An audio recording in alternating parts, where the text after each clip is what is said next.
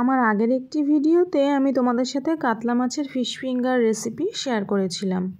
আজ আমি তোমাদের সাথে ভেটকি মাছের ফিশ ফিঙ্গার রেসিপি শেয়ার করব।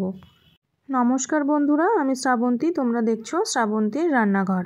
আমার আরও একটি নতুন ভিডিওতে তোমাদের সবাইকে স্বাগত জানাই। তো চলো ভেটকি মাছের ফিশ ফিঙ্গার রেসিপি প্রথম থেকে শেষ পর্যন্ত দেখার অনুরোধ রইল। এখানে আমি ভেটকি মাছের ফিলে নিয়ে লম্বা লম্বা করে কেটে নিয়েছি। এবার আমি মিক্সির মধ্যে দিয়ে দিচ্ছি পরিমাণ মতো আদা, রসুন, পেঁয়াজ, কাঁচা লঙ্কা আর দিয়ে দিলাম কিছুটা ধনেপাতা। এবার আমি সবগুলো একসাথে পেস্ট করে নিয়েছি। মাছের মধ্যে দিয়ে দিলাম পেস্ট করে নেওয়া মশলা, তারপরে দিয়ে দিলাম স্বাদমতো লবণ, দিয়ে দিলাম গোলমরিচ গুঁড়ো আর পাতিলেবুর রস। এবার মশলার সাথে মাছগুলো ভালো করে মাখিয়ে নিতে হবে। আধা ঘন্টা মতো আমি রেস্টে রেখে দেব।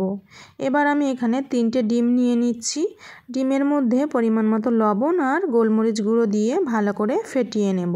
আধা ঘন্টা পর আমি ফিরে এসেছি। এবার আমি ফেটিয়ে নেওয়া ডিমের থেকে 3-4 চামচ মতো ম্যারিনেট করা মাছের মধ্যে দিয়ে দিয়েছি আর দিয়েছি পরিমাণ মতো কর্নফ্লাওয়ার।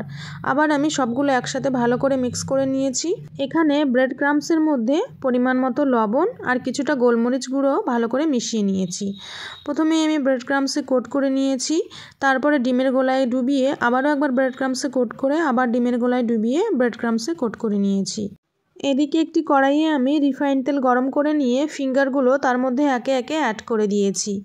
এই সময় গ্যাসের ফ্লেম মিডিয়াম টু লো হিটে রেখে ফিশ ফিঙ্গারগুলো উল্টে পাল্টে গোল্ডেন ব্রাউন কালার হয়ে আসা পর্যন্ত ভেজে নিতে হবে। ওগুলো আমার ভেজে নেওয়া হয়ে গেছে, তুলে নিয়েছি। সবগুলো আমি একইভাবে ভেজে নিয়েছি। এগুলো আমি পরিবেশন করেছিলাম স্যালাড, টমেটো সস আর কাসুন্দির সাথে। তো ভিডিওটি এবং রেসিপিটি কেমন লাগলো কমেন্ট করে জানিও। ভালো লাগলে লাইক শেয়ার করে দিও। যারা চ্যানেলটিকে এখনও সাবস্ক্রাইব করোনি সাবস্ক্রাইব করে দিও। যারা ফেসবুক থেকে দেখছো ফলো করে দিও। দেখা হবে আর একটি নতুন ভিডিওর সাথে। আজকের মতো চলে যাচ্ছি, টাটা।